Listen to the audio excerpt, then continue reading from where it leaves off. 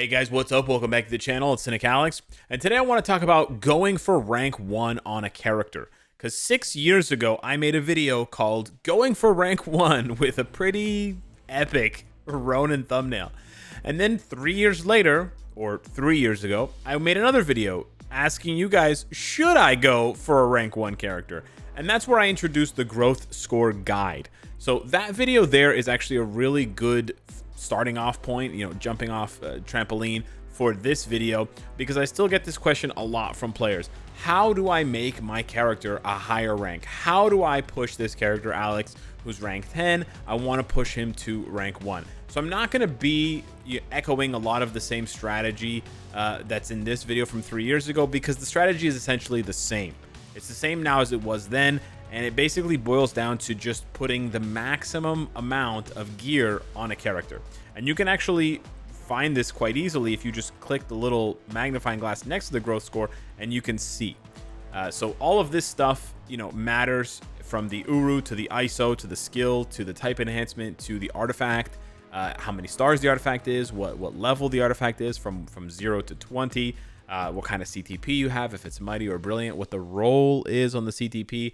And then you get into the nitty gritty with things like, whether you've min-maxed the uniform option roles, because they all have numbers, right? So instead of 515, this could be 1589, right? Instead of 1955 for the HP, it could be 2033. And different stats, believe it or not, have different weightings, assigned to them. So having this rolled for crit damage is going to have a different effect on my ranking than re-rolling it to something like recovery rate or dodge. So there's actually a lot that goes into rank 1. So I didn't want to cover that in this video, because I will cover it essentially when I discuss why I'm basically probably never going to go for rank 1 again. And that is the title of the video, and that is sort of the hook to draw you in. Why I'm pretty much never going to go for it again.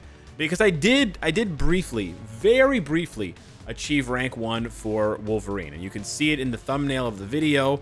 For maybe like an hour or two, I was rank 1 on Wolverine 3 years ago, and that was a pretty cool moment. But it was literally just that. It was a moment.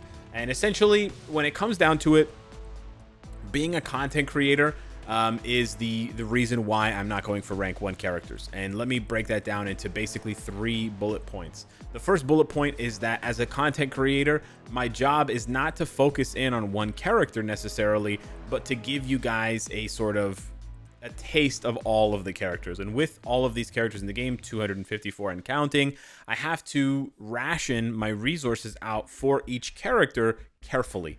I can't go all in on a single character, because then I won't have the resources necessarily to cover the next new character that comes out, or the next new uniform, etc. Now, sure, I could just go to the shop and spend more money and catch up on resources that way, but it's a very inefficient process with Marvel Future Fight. Essentially, the way that spending goes in the game, a little bit of spending goes a long way, aka Sark stashes, and then after that, the more you spend, the less value and sort of the less you get back on it. So your return on investment is very much like an inverse slope, where it's very high with a little investment, and then it tapers off to the point where you're throwing hundreds of dollars at a very small, minuscule upgrade. So that's kind of the first issue. The second issue as a content creator is that I have a massive target on my back and front anytime I want to make a character rank 1, because I essentially have 2 options. I rank up the character in secret and hope that no one realizes, or I make a big public display of it and I make a video, right, cashing in on that content, telling everyone, hey, I'm trying to go for rank 1. And I basically invite trolls and whales who have nothing better to do to beat me on growth score, which absolutely is a thing that happens. Not saying that they're doing it with, like, I don't really care if they do it. I think it's funny, to be honest. But if you don't think that there is a massive competition between the players at the top, you're missing out. There's some crazy drama here for some of the most popular characters with who claims first, second, and third. And actually, I'll even go further. For some very niche characters, the competition for top ranks can become very cutthroat, to the point where you have players in different alliances communicating and coordinating to dominate a leaderboard for a character's ranking. That's how much they want to be number 1 for that character in the rankings. So it's pretty crazy. It can get very expensive, and it sort of feeds back into the first idea that not saving not having resources for other characters because I'm going all in, then having to compete with whales who want to compete with me, whether or not they know I'm a content creator doesn't really matter, but it does add to the potential list of people who could sort of come after me, not come after me, but sort of compete with me and sort of give me the headache of having to invest more in my character. So those are basically the reasons why. And then, to be honest, the third reason is just a personal reason. I don't really have a lot of enjoyment out of going for rank 1. I find I get a lot of enjoyment out of things that I can use, and I get a lot of enjoyment out of things that I feel are functional and efficient.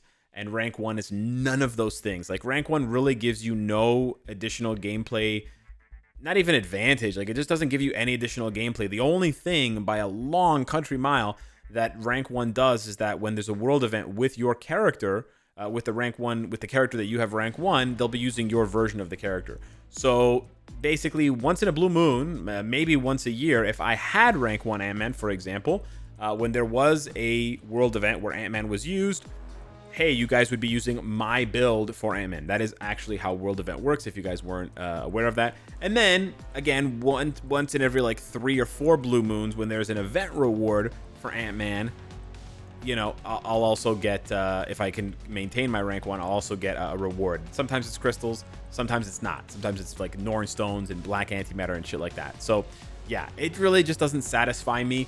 And the reason why I've picked Ant-Man here in this situation is because I believe he is my top ranked character. So that goes to show you, just like, it really doesn't matter to me. 29 is plenty for me and for Ant-Man. I'm very happy with this.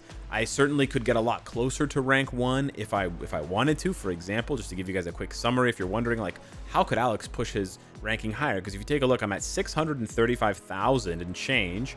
And if we take a look at rank 1 Ant-Man, he's 700,000. So I have to make up about 65,000 points, 65,250 to be precise, if I wanted to get very close to rank 1 or to capture rank 1. So adding about 10% of my growth score for just 28 ranks seems pretty silly. How would I do that? I would do that by equipping 8 Odin's Blessings there. Preferably Odin's Blessings that, actually, it doesn't matter which Odin's Blessings I think. Maybe like Magic and Strike would give me the most points, but I already have the Strike there. So it'd be like Magic and something else, maybe Balance, I don't know. That would be the first step there. I already have this at max rank, so this wouldn't change whatsoever. I would have to re-roll all of these ISOs so that they're max roll. For example, the 281 on this, and the 272, and the 276 on that one, and the 277 on that one. They all have to be 282. Very annoying process, very tedious, time-consuming, resource-consuming, etc. Here, I would have to slap on a plus 20 6-star artifact. And here's the funniest part. It doesn't have to be the character's artifact. This is another thing that drives me nuts about the ranking system. Look at this. Rank 1 Ant-Man has a Doctor Strange artifact. Shouldn't this shit be on Doctor Strange? The ranking system is stupid. We've covered this in other videos. I'm not going to get into a lot of depth about it. But yeah, it's a dumb system. I don't even think you get bonus points for having the matching artifact. I think it is what it is. But like, for example, Manny here, he has the right artifact. It's plus 20, and it's the correct instinct. It's Justice Instinct. So that's clutch as hell. Honestly, I know he's in my my group alliance, but I think Manny should be number 1 based solely on that, because I'm pretty sure their builds are very, very, very similar otherwise, with 20 Odin's Blessings, brilliant CTP, etc. But yeah, the fact that that doesn't factor in is dumb, and I don't want to make my character worse build-wise just to hit rank 1. And a lot of the times that's what it comes down to. Building the character worse, but just because you're giving them more of the sort of stats and more of the gear that the game cares about, that's what really matters. But then what else I would do if I wasn't done blowing my brains out with these changes is I would give him a brilliant CTP. I would have to max roll it, waste tons of CTPs max rolling it. And then I would have to, as I've mentioned already, max roll all of these uniform options and tweak his 4th gear here in order to be a more desirable stat. All of that, and I'm still not done, because if you haven't noticed, swords and cards also count towards character growth now. Yeah, pretty nuts. The sword one especially, given the fact that they've given me a 3 out of 6 ranking. You can see they're 3 pips out of 6 for the swords. And frankly, I think my swords are pretty good. But presumably it's giving me a 3 out of 6 because I don't have the maximum element mastery, because I don't have 6 swords of the 6 different colors all at +6. That introduces a whole new level of just the most insane RNG. It's not even whale gated RNG. It's just insane RNG that you could easily lose rank 1 to someone based on the swords if everything else on your builds remains equal and at parity. So this really puts the biggest monkey wrench of all into building rank 1 characters. And frankly, I wouldn't even if I wanted to build a rank 1 character, which I don't, but even if I wanted to, I would not consider it at all until I had very close to perfect swords, like in the realm of 30 plus on the element mastery, because I believe it goes up to 36 for 6 pips of each color. So until I was at around 30 plus, I wouldn't even consider it, because having a max build, right, having a brilliant CTP, all the shit max, 20 Odin's blessings, and then still not being rank 1 because you lose to some guy who got a better sword craft, I would be livid. I would be beyond livid. So, long-winded way of saying that the ranking system is broken. It always has been, and it always will be.